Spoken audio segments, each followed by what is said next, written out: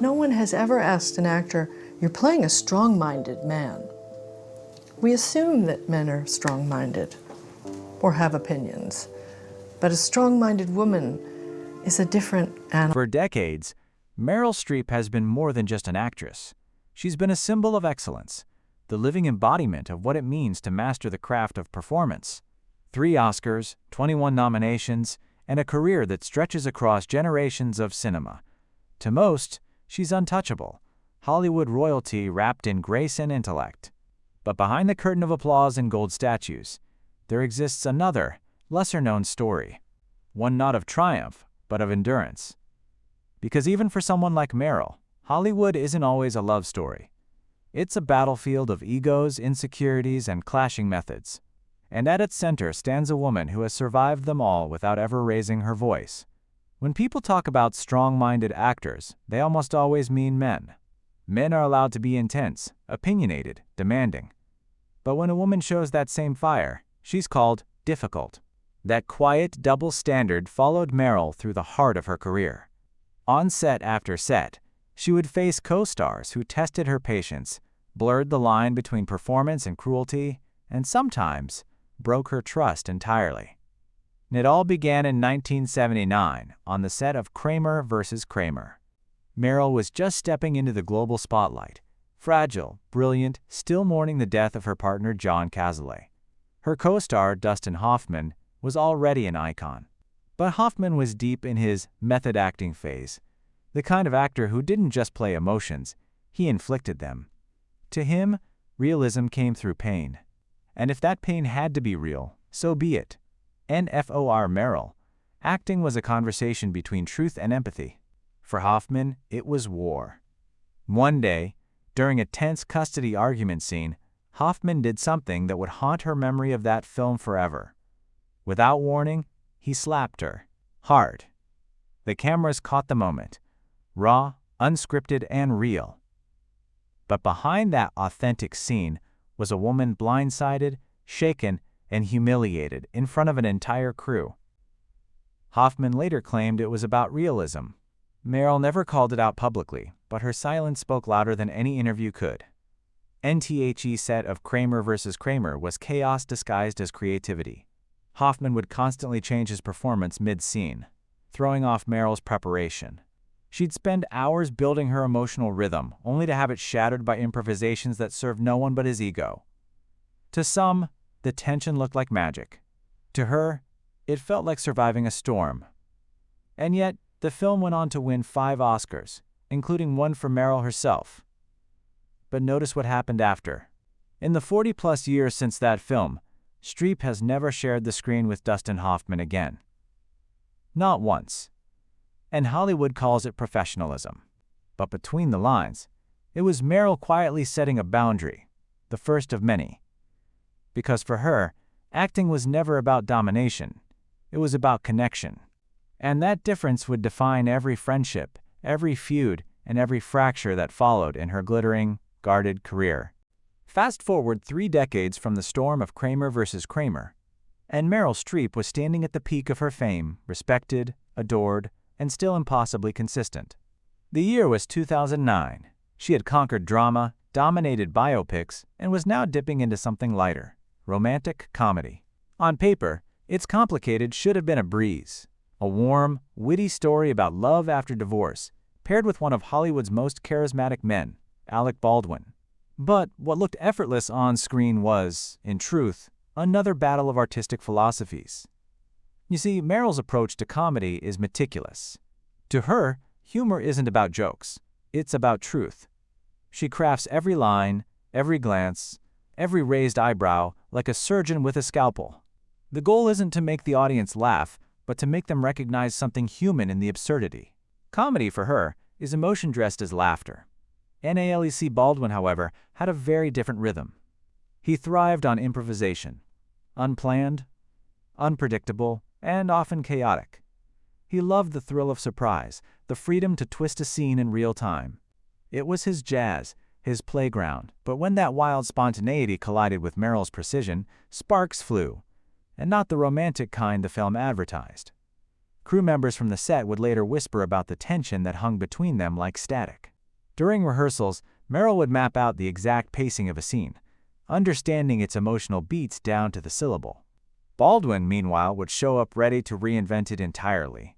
Lines would shift mid-take, punchlines vanished, and her carefully built timing collapsed. For someone who treated performance as a sacred craft, it was maddening. But to her credit, Meryl didn't explode. She never does. Instead, she absorbed the chaos, adjusted, and found a way to keep the film afloat. As one script supervisor later said, Meryl approaches comedy like a surgeon. Alec treats it like a sport. It's not that Baldwin was unprofessional. Far from it. He was charismatic, funny, and talented. But his style demanded flexibility that clashed with her methodical rhythm. For Meryl, consistency was power. For Alec, unpredictability was art. Still, when its complicated hit theaters, audiences saw only charm and chemistry. The film became a hit, but behind the smiles and laughter was a silent agreement. They would never work together again. The difference wasn't personal, it was philosophical. And after decades in the business, Streep had learned to identify what drained her creative energy, and she'd begun making quiet choices, stepping away from collaborations that stole more than they gave. Because for her, success wasn't worth the sacrifice of artistic peace. Nalec Baldwin would go on to call Meryl brilliant and intimidating, a compliment laced with truth. But what he may not have realized is that intimidation wasn't her weapon, it was her defense. Years in Hollywood had taught her that grace could be armor. And as she smiled her way through red carpets and interviews, no one outside that film set would ever know the unspoken truth, that even comedy in Hollywood could be war disguised as laughter. Not every storm in Meryl Streep's career came with shouting matches or bruised egos. Some left quieter scars, the kind you only notice in the silence between takes. Her collaborations with Jeremy Irons were like that. Not explosive, but hollow. Twice they shared the screen. First in The French Lieutenant's Woman, 1981, and years later in The House of the Spirits, 1993. On both occasions, something essential was missing. That invisible current of connection that turns acting into alchemy. When Streep signed onto The French Lieutenant's Woman, it was meant to be her next great transformation. A story within a story, where she'd play both a Victorian outcast and a modern actress portraying her. It was complex, intellectual, emotionally layered, the kind of challenge she lived for. Jeremy Irons was cast as her counterpart, the restrained English gentleman, torn between passion and duty. Critics expected fireworks. What they got instead was flickering candlelight. From the outside, everything seemed perfect. The film had prestige, pedigree, and ambition. But behind the scenes, something felt off. Meryl was known for her openness, her ability to connect deeply with her scene partners. Irons, though brilliant, was distant, a man of calculation rather than intuition. Their chemistry, instead of igniting, fizzled into politeness. They respected each other, but the emotional thread that binds two performances together simply never appeared. Meryl would later hint, in rare interviews, that she struggled to find her rhythm during the film. "I couldn't quite locate her," she once said about her character. A quiet confession that spoke volumes. For an actress who could summon entire worlds from a single glance, that admission was striking. She wasn't just disappointed in the performance, she was disconnected from herself. Years later, fate, or perhaps irony, brought them together again for The House of the Spirits, an adaptation of Isabel Allende's sweeping family saga. But lightning didn't strike twice. This time, it didn't strike at all. Critics described their scenes as emotionally detached, as if two master actors were performing parallel monologues rather than a shared story. NFOR Meryl. This lack of connection wasn't a failure of talent. It was a reminder that even mastery can't manufacture chemistry. Acting, in her view, is a living thing. It breathes only when trust and energy pass freely between partners. And sometimes, no matter how hard you try, that current just doesn't flow. It wasn't bitterness that defined her reflection on those films. It was sadness. Because for an actress who thrived on empathy, distance was worse than conflict. Dustin Hoffman and Alec Baldwin had tested her patience. Jeremy Irons tested her loneliness. By the time the credits rolled on The House of the Spirits, Meryl had learned something deeper than technique. That harmony on screen begins long before the cameras roll. It begins in the unspoken understanding between two souls pretending to be strangers. Without that, all the brilliance in the world can still feel like silence. By 2007, Meryl Streep had already become an icon twice over, first as the face of dramatic perfection, and then as the embodiment of reinvention. She had worked with legends, survived Hollywood's storms, and stood tall in an industry that chews up even its brightest stars. But when she signed on for Lions for Lambs opposite Tom Cruise, she was about to enter an entirely different kind of battlefield, one not of emotion, but of control.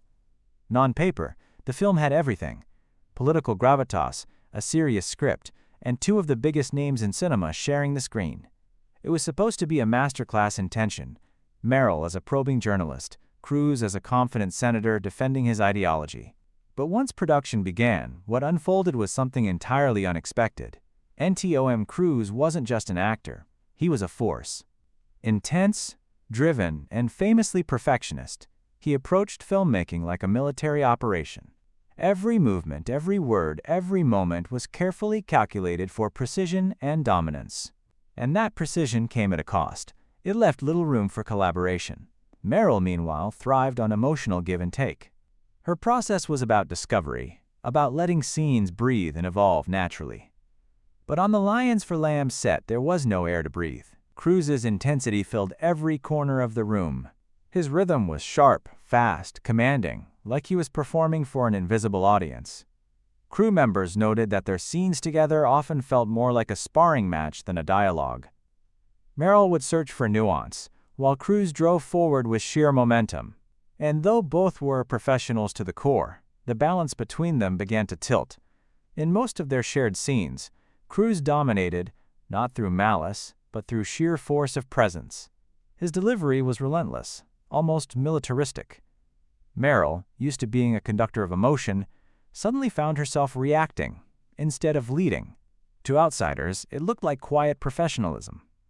To her, it felt like suffocation. When Lions for Lambs finally hit theaters, it came and went without much noise. The critics called it earnest but forgettable, a film that had all the ingredients of greatness but none of the soul. Meryl's performance was technically perfect, yet strangely muted, as if the color had been drained from her voice. That was the clue, wasn't it? For an actress known for lighting up every frame she touched, the absence of that fire said everything. She hadn't found a partner in Tom Cruise. She'd found a wall. Still, she never complained, never a hint of bitterness, never a whisper of blame. When asked later about the film, she simply called it an interesting experience. That was her code, a polite way of saying never again. Because Streep had come to understand something that only years of survival could teach. Sometimes, the greatest threat to an artist isn't chaos, it's control. The kind that leaves no space for vulnerability. And from that point forward, she became fiercely protective of one thing above all: her creative oxygen. By the time August Osage County rolled around in 2013, Meryl Streep had already stood beside giants: Hoffman, Baldwin, Irons, Cruise, and had survived them all. But this time, her greatest challenge didn't come from a man. It came from another powerhouse, another queen of cinema, Julia Roberts. On paper, it was the dream pairing audiences had waited decades to see. Two generations of Hollywood greatness colliding in a single storm of talent. Meryl would play Violet Weston, a sharp-tongued, pill-popping matriarch. Julia would play her eldest daughter, Barbara, equally fierce, equally broken. The emotional terrain was explosive: grief, betrayal, family decay, a battlefield for actors to bleed truth. Behind the camera, the clash wasn't scripted. From the very first table read, there was tension. Meryl approached Violet from the inside out, subtle, unpredictable, layered with quiet pain. Julia, on the other hand, came armed with energy and conviction, attacking every line with precision and fire. It was like watching two different schools of acting collide, one fluid, one forceful. Crew members later described the atmosphere as electric but volatile. During intense scenes, the air would thicken, the kind of silence that only true rivalry can produce. In one famous confrontation, Meryl's quiet defiance met Julia's boiling fury, and what unfolded was both mesmerizing and uncomfortable. It was as if they weren't acting. They were fighting for control of the story itself. NTHE director, John Wells, found himself mediating not between egos, but between instincts. Meryl's Violet was built on spontaneity. No two takes were the same. Julia's Barbara demanded structure, rhythm, and emotional clarity. Each one was brilliant on their own. Together, they often collided like weather fronts, creating cinematic thunder. When the film was released, critics were divided. Some called it a masterclass in ensemble acting. Others said it felt fractured. Two great performances pulling the film in opposite directions. But there was one undeniable truth. The tension you felt on screen was real. You could see it in the eyes, in the pauses that lingered too long, in the way their voices scraped against each other like flint and steel. Meryl, as always, kept her silence. No interviews, no gossip, no acknowledgement of the rumored friction. Julia was more forthcoming.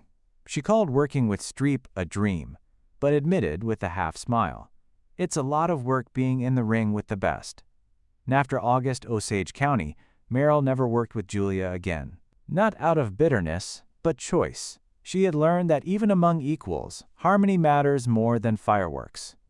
A great performance isn't born from battle. It's born from trust. And in the years that followed, she chose collaborators who listened, who shared the space, who understood that creation is not domination. Her silence wasn't surrender, it was sovereignty, because for all her gentleness, Meryl Streep's greatest act of strength has been her restraint. She knows when to speak, when to yield, and when to walk away. That's how she's survived, not by conquering chaos, but by outlasting it. And that is the secret behind her longevity. Knowing that sometimes the most powerful thing an artist can do is say nothing at all.